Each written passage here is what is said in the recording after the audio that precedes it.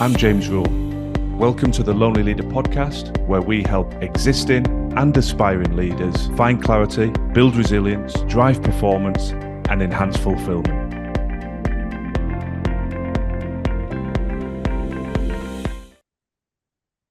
Growth mindset.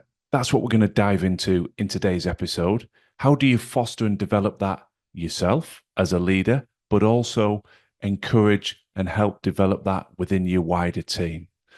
So let's dive straight into what is a growth mindset. This was a phrase coined by Carol Dweck in her famous book. And ever since then, I've heard people debate and discuss the difference between growth and fixed mindset. So in its simplest form, a growth mindset is the philosophy that our intelligence and abilities can be developed with hard work and perseverance, versus the philosophy of a fixed mindset that, as the name suggests, our intelligence and abilities are fixed. In essence, we are where we are and we have what we have in terms of what we've been born with. Now, people with a growth mindset have the ability to embrace change and not fear failure and challenge because they see it as a learning opportunity. And I think it's absolutely imperative that each and every one of us find a way to ensure that we are operating from a growth mindset perspective. So how do we do that? Well, as ever, I want to ensure that this episode is practical and that it has simple takeaways that can help you. So I want to turn the spotlight onto you as an individual at the outset. How are we going to help you ensure that you have a growth mindset? It's absolutely imperative that we achieve this because in my research and my work as a high performance coach, when I see people that truly embrace this, they have higher levels of resilience. They are better at being creative, at being innovative. There are just an endless list of benefits of truly operating from a growth mindset perspective. So let me share some tips that can really help facilitate this mindset that I've spent so long articulating. Number one, identify your fixed mindset triggers. We need to become consciously aware of those situations and scenarios where we pull back into a fixed mindset. We've all got them. Those areas that cause us the stress, the unease, where our confidence is being tested. And it's usually those areas that are pushing us to get out of our comfort zone. And for those of you that are parents, you'll see this regularly where, well, I can't do this. I don't have the ability to do this, is something that you'll hear your children say. And as adults, we're no different. As our fears rise to the surface, it's easy to fall back into the fixed mindset perspective that I'm unable to do this. And one of the things that Carol Dweck talks about is inserting the word yet. It's a great bridge to start pulling us back into that growth mindset perspective. I can't do this yet. I don't know how to do this yet. And that insertion of the word yet encourages us to start exploring what things do we have within our control to enhance our abilities so that we're no longer saying, I can't do this or I don't know how to do this. Tip number two, embrace challenges. As simple as this sounds, how do we develop our confidence? We've talked about that in previous episodes. We have to step into those unfamiliar areas, the areas where we do fear the outcome, where we feel challenged, where we are uncomfortable, for the obvious reason that we're stepping into uncharted territory. We haven't been here before. But the more we do that, the more we reinforce this notion that change is a good thing. Stepping out of our comfort zone and through that discomfort is a good thing because it is a chance to grow. And the more we do that and we receive something positive in terms of enhanced confidence, enhanced insight, knowledge, wisdom, etc., the easier it is to embrace that growth mindset and say, I don't know how to do this yet, but I'm going to step forward and I'm going to find a way. So embracing those challenges consistently, wherever they occur, is a great way to keep pushing us back into that growth mindset. Tip number three, learn from feedback. Now, we covered this extensively in the Mastering the Art of Communication episode, but high performers and high performing teams have an ability to give and take feedback as a mechanism for individual and collective improvement and not as a personal attack. It's a challenging thing to get right in practice. It sounds so easy in theory, but we have to be able to call a spade a spade. We have to be able to assess what is going well and what isn't going well in simple, succinct, direct language without worrying about how this is perceived. And from a personal perspective, you've got to open yourself up to that and be a willing recipient of feedback. Now, I'm not saying be a willing recipient of abuse or aggressive communication. That's not what I'm saying. It's about being able to separate your ego from a situation and retain that growth mindset to say all feedback is good feedback, even if initially our ego pushes us to a place and says this is quite painful or hurtful, or I don't really like to hear this. Now, I experience that regularly when I do group trainings and coaching sessions. You'll get the client feedback, and it could be 90% positive and 10% negative. You're never going to be a one size fits all. You're not going to resonate with every individual in the room. But it's very easy for our mind to focus exclusively on that 10% and ignore all the positives. Now, the challenge that I've learned and I'm still working on, nobody's perfect, is to be able to absorb and be grateful for that 90% positive and then unpick the 10% and find the constructive elements within that feedback to ensure that I can improve my delivery and my future training sessions. And that is where I am retaining my growth mindset rather than just closing down to feedback, refusing to accept anything that's negative. A growth mindset allows me to say, well, there's some fair points in there. And if I embrace those and incorporate those into new iterations of my work, then I will enhance and improve my delivery in the future. Tip number four, celebrate effort over talent. Now, what do I mean by this? Well, if we just look at where our talent sits, some things will be more naturally gifted at than others. That could be a sporting skill, it could be a trait or an ability at work. And so we gravitate towards those where we feel strong and competent, and we shy away from those areas where we're not strong. And actually, that's the wrong approach because that's reinforcing the fixed mindset. I'm good at this, but I'm bad at that. If we actually celebrate and encourage effort and recognize where we're making effort, then we will see improvement. So let me give you a classic scenario that I see in the workplace. Fear of public speaking. Some people believe they've got an innate talent and a natural confidence for it, and it doesn't really intimidate them. And that's great. They continue to evolve and improve.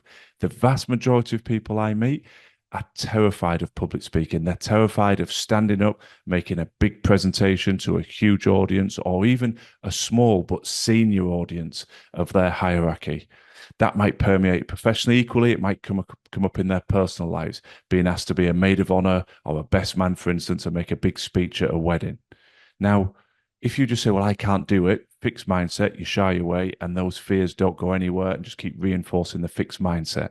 But if you're able to say, I'm going to practice, I'm going to make some effort here, and you start to rehearse and you get a coach or you study some information that helps you improve as a speaker and you keep working on it and working on it and working on it, I guarantee, and with every individual I've ever worked with on this, they improve as a public speaker. And that improvement enhances their confidence and encourages them to keep working at it until it's no longer a fear and it's something that they can do with a high degree of competency.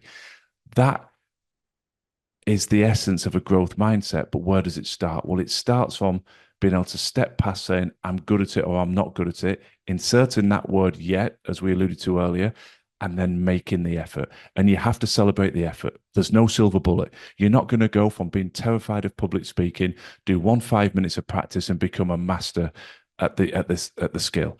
But if you consistently do little and often practice, you will massively improve. So step into the effort, Congratulate yourself when you're making the effort. Keep moving. And that ties me very nicely into my next point.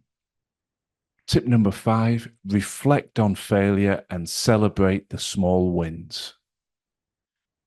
So we use public speaking as the example in the previous point. You won't become a master at that skill overnight, but you will make small steps. So recognize the progress and celebrate those wins, however small, because the dopamine hit you get from that within your brain and the reinforcement that I am moving, however slowly, you are moving forward from where you were yesterday, last week, last month. So you must celebrate those small wins to give yourself the courage to continue and to keep moving forward with that growth mindset. Equally, in anybody's journey, personal or professional, it's not a continuous straight line with no deviation. There will be setbacks, there will be periods of adversity, there will be things that we perceive as a failure. Now, being able to recognize that, accept it, not allow it to be the end of our journey and say, well, that's it. I tried, I failed. I knew I was no good at this. I need to accept it and move on. That's locking the door very much in that fixed mindset space. What we need to be able to do is allow the emotions to dissipate, allow the proverbial dust to settle, and say to ourselves, well, okay, what can I learn from that experience? And by reflecting on it and accepting it's happened, it's not exactly how I wanted it to happen, but I'm going to take the opportunity from that adversity. I'm going to take the positive from the negative, and I'm going to look for ways that I can grow. And by doing that, it prevents us from fearing adversity in the future. Yes, we don't welcome it with open arms. We're not looking for a life that is just a constant stream of challenge and adversity, but it allows us to step forward with more courage and say, if and when it arrives, I will try and overcome it. And where I succumb to an element of failure, I will quickly reflect on it and then find the small wins, reset, and move forward again. So there's 5 simple steps that I would encourage you to reflect on and implement to ensure you are fostering your own personal growth mindset. Now, let's think about your wider team. Naturally, there's some synergy with what I've already talked about, but how are you going to ensure that you embed and foster a growth mindset in your wider team? Well, tip number 1 is promote a learning culture. For any of us to grow, we have to learn. And so there needs to be a very clear, evidence based environment that people recognize the need to continually learn, grow, develop. That may be through accessing mentors, senior staff, people who've walked the path ahead of them. That may be providing coaching. That may be providing access to training and skill development courses. But you want your people to recognize that in order to grow, we have to be working on the development of our ability. We said at the start, a growth mindset is the recognition that with perseverance and hard work, we can enhance our abilities. So we have to provide the framework, the roadmap, if you will, to allow people to do just that. If they've got the appetite and the willingness to do it, we need to help them with a series of options to allow them to grow and develop. And that takes me into my second point, positively role model growth mindset behaviors. With so many aspects of leadership, as we've talked about repeatedly in a variety of episodes here on the Lonely Leader podcast, the leader is the thermostat of the organization. They set the temperature, they set the direction of travel. People are looking to you to see your words and actions and to draw their inspiration and their guidance accordingly. So if you are modeling growth mindset behaviors, you are modeling a desire to, building on our previous point, keep learning, keep growing. You're constantly looking at how you can develop your knowledge, your skill, your ability. That's one aspect. And equally, that you show willingness to identify and have the humility to recognize when you've made a mistake, but to not allow it to derail you, but to show to your people that it's an opportunity for you to learn and what you take out of that as a consequence. So no leader's going to sail through their tenure without making mistakes. It's easy to try and hide from them or ignore them. It's far more impactful with your people to be able to open yourself up and say, actually, I made the wrong call here, or this didn't work out as I'd wanted it to. This is what I've learned as a consequence. This is how I'll be better in the future as a result. So, modeling those growth mindset behaviors is a very, very powerful way to ensure that your wider team are also fostering a growth mindset within their day to day roles and interactions. My next tip is foster collaboration and ensure psychological safety. The two go hand in glove, and I think most leaders are naturally doing the first part of that tip. Most people will openly say, of course, I want my team to work together. Of course, I want them to collaborate. But what we need to be really cognizant of is, are you also ensuring that there's psychological safety? Because feeding into this whole theme of growth mindset, we have to be willing to make mistakes. We have to not fear that and therefore be comfortable if and when that happens to say, how can I learn from this? How can I grow from this? Now, in order to fully embrace that as a concept, we need to ensure that there's psychological safety within our group, that people have the courage to speak up, to offer contrarian opinions without fear of ridicule, rejection, or aggressive feedback or criticism as a consequence. Again, sounds very easy in theory, and every leader will hope whimsically that, well, of course, that exists in my team, but does it? Does it really? Do people contribute in team meetings? Are the people just radio silence? Is there a fear of truly expressing ideas, which in turn will stifle innovation? So all of this ties into so many other facets of leadership and what we've talked about on the podcast. But as a start and very much focused around growth mindset, you have to ensure that the culture is developed and maintained in a way that people feel psychologically safe and that they truly collaborate, because then that pulls everybody together. Everybody's growing together. People recognize that there are ways to accelerate their learning and support each other through the collaboration. And they also recognize that at some point mistakes will be made, failure will occur, but people don't fear it. They step through it, they learn from it, they put it behind them, they ensure that those learnings are dissipated so they're not repeated to the detriment of them as individuals or the wider organization, and they keep going. Very, very different to a fixed mindset where problems hit people's confidence, completely derail collaboration. People see it as validation. I knew we shouldn't have done that. We're not good enough. I don't have the ability. I'm not good enough, or we're not good enough. Let's not try that again. Let's stick to what we know and stay in our lane. That is not the atmosphere or the philosophy you want permeating in your organization. And last but not least, from a team perspective, celebrate those small wins. It's exactly the same as what we alluded to from a personal perspective. We need to feel momentum. There's no magic formula, silver bullet, magic bean, call it what you will, that allows anybody to go from the start of a process to the end with a click of a fingers. There is a vision, a destination, of course there is, but momentum can't be guaranteed. And sometimes that momentum is small steps forward, but nonetheless, they are small wins. We're moving in the right direction. And you need to ensure that you recognize where those wins are taking place, support them, thank people, encourage them. That will give them the strength, the motivation, and the confidence to step forward again, to keep pushing through the discomfort, to keep getting out of their comfort zone, and to ensure they're not fearing failure and truly embracing the growth mindset. Short and sharp, 5 steps for you as an individual, 5 steps for your team. I think if I could try and wrap this episode up in one sentence, it would be growth mindsets unlock potential. There is unrealized potential in you. There is unrealized potential in your staff. I think that is universally true. So how do we unlock it? Well, one of the best keys to use is ensuring that we all truly embrace a growth mindset.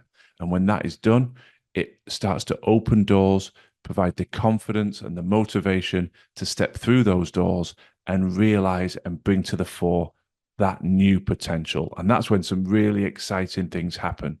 Many people are already through that door and they're already embracing the growth mindset, and they just need that little bit of a push to ensure that they have truly embedded it. But there will be other people who are nowhere near the door, who are locked in that fixed mindset and they need a little bit more mentorship and coaching from you as their leader to get them to the door, to unlock the door, and to move through it. So I wish you well on that journey. And as with every episode I produce, do share your feedback, your anecdotes, your insights as a consequence of listening, and do continue to share the requests for topics to be covered. This whole podcast is designed as a resource to help you and your wider teams. So I always enjoy receiving the feedback, particularly through LinkedIn, appears to be the most popular channel currently, through your DMs, to share the challenges you're having and the areas that you wish to have some additional support on. This was one such topic that came through from Andy, who wrote to me about how can I embed a growth mindset in my team, particularly when they're faced with stress and challenging external circumstances. So, Andy, I hope that's been of use, and I look forward to working on future suggestions from the listeners. Thanks for listening to the Lonely Leader podcast. I'd be very grateful if you could share and follow if the content resonates. And if you're looking for additional free resource to support your continued growth and development, then please do check out our social media and website details in the show notes. Remember, quality leadership on the outside must always start within.